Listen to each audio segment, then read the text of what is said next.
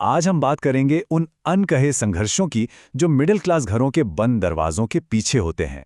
ये उन सपनों और मजबूरियों की कहानी है जो हमारे आसपास तो हैं, पर जिनके बारे में कोई बात नहीं करता। देखिए, मिडिल क्लास घरों में सपनों को तोड़ा नहीं जाता, उन्हें फिल्टर किया जाता है। हाँ, हर सपने को प्रैक्टिकलिटी, अफोर्डेबिलिटी और समाज क्या सोचेगा इस छलनी से गुजारा जाता है। मतलब हर ख्वाहिश के आगे एक लेकिन खड़ा हो जाता है। तो चलिए पहली कहानी से शुरू करते हैं। ये कहानी है मार्क्स और सपनों के बीच की कश्मकश की, यानी एजुकेशन के फिल्टर की। ये है अनीता। इसके 89% मार्क्स आए हैं। अब ये मार्क्स इतने भी ज्यादा नहीं है कि घर में जश्न मनाया जाए और इतने कम भी नहीं है कि कोई निराश हो। लेकिन अनीता के मन में तो मार्क्स से कई आगे की दुनिया है। वो डिजाइन की दुनिया में अपना नाम बनाना चाहती है। और बस यहीं से असली टकराव शुरू होता है। एक तरफ है बेटी का सपना और दूसरी तरफ है एक पिता की हकीकत। अब ऐसा नहीं है कि उसके पिता बुरे इंसान हैं, वो बस सावधान हैं। वो जानते हैं कि एक सेफ फ्यूचर क्या होता है और उसे पाने का रास्ता क्या है। उनका तर्क बहुत ही सीधा है। पैशन से फीस नहीं भरी जाती।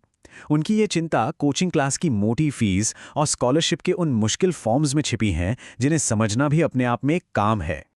तो इस कहानी से सबसे बड़ी बात जो निकल कर आती है वो ये है, मिडिल क्लास बच्चों में टैलेंट की कमी नहीं होती, कमी होती है गलती करने की गुंजाइश की। उन्हें पहली ही कोशिश में कामयाब होना पड़ता है, क्योंकि दूसरा मौका शायद कभी मिले ही ना।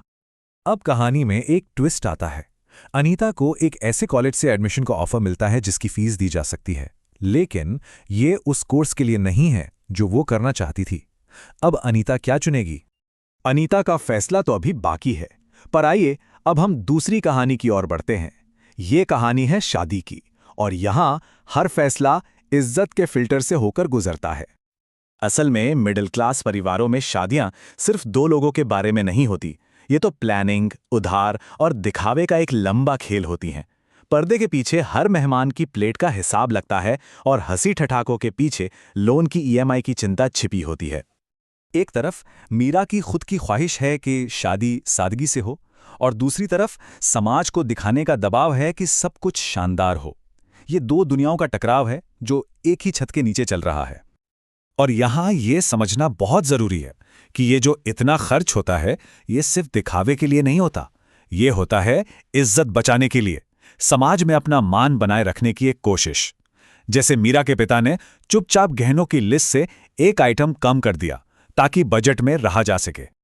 लेकिन शादी से ठीक 2 हफ्ते पहले लड़के वालों की तरफ से एक छोटे से एडजस्टमेंट की मांग आ जाती है, और ये एडजस्टमेंट बिल्कुल भी छोटा नहीं है। तो अब क्या होगा? चलिए अब अपनी तीसरी कहानी की ओर चलते हैं, जो सर्वाइवल यानी अस्तित्व के फिल्टर पर है। ये कहानी है एक मेडिकल इमरजेंसी के दौरान पैदा होने वाले आर्थिक डर की। इस कहानी का पूरा सार बस इस एक लाइन में है। बीमारी तो ठीक हो जाती है, पर बिल नहीं। ये मिडिल क्लास का शायद सबसे बड़ा डर है, जहां इलाज का खर्च खुद बीमारी से ज्यादा डरावना लगने लगता है। सोचिए राजेश के बारे में, जो आईसीयू के बाहर इंतजार कर रहा है। अंदर उसकी मां है और बाहर उसकी सालों की बचत तेजी से खत्म हो रही है। आईसीयू मशीन से आती हर बीप की आवाज उसे एक और बिल छपने जैसी लग रही है।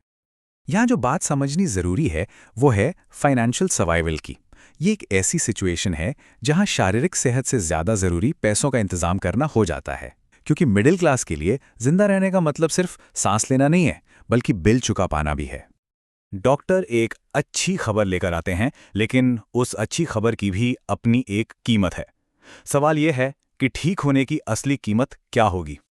हमारी आखिरी कहानी पहचान के फिल्टर के बारे में है। ये अमित की कहानी है, जिसकी नौकरी चली गई है। और नौकरी जाने का मतलब सिर्फ इनकम का बंद होना नहीं होता, बल्कि खुद के वजूद पर ही एक सवालिया निशान लग जाना होता है। अमित का यह संघर्ष बड़ा खामोश है।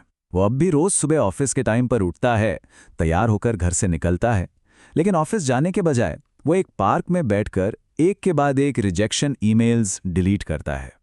ये सब सिर्फ इसलिए ताकि परिवार से सच्चाई छुपी रहे। घर पर उसकी पत्नी उसे तसल्ली देती है, सब ठीक हो जाएगा। अमित बस सिर हिला देता है। उसने अभी तक उससे सच बताया ही नहीं है। इस एक पल में उसका अकेलापन और उसके कंधों का बोझ साफ महसूस होता है। यहां से जो बात निकल कर आती है वो है अस्थिरता का डर। यूं समझिए कि मिडिल क्लास का पूरा आत्मविश्वास सैलरी नाम के एक शब्द पर टिका होता है, और जब वही चली जाती है तो पहचान भी हिल जाती है। तो इन चारों कहानियों, अनीता, मीरा, राजेश और अमित को एक साथ रखकर देखें तो क्या नजर आता है? इन सबके अनुभवों में एक कॉमन धागा है, एक अनकहा सच।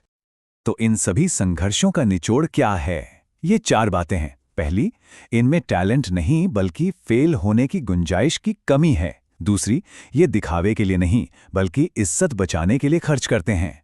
तीसरी, इनके लिए सर्वाइवल शारीरिक से ज्यादा आर्थिक है। और चौथी, इन्हें मेहनत से नहीं अस्थिरता से डर लगता है। और अंत में ये सब हमें एक सवाल के साथ छोड़ जाता है। जब जिंदा रहना ही एक लगातार चलने वाला हिसाब किताब बन जाए तो स्थिरता की असली कीमत क्या होती है?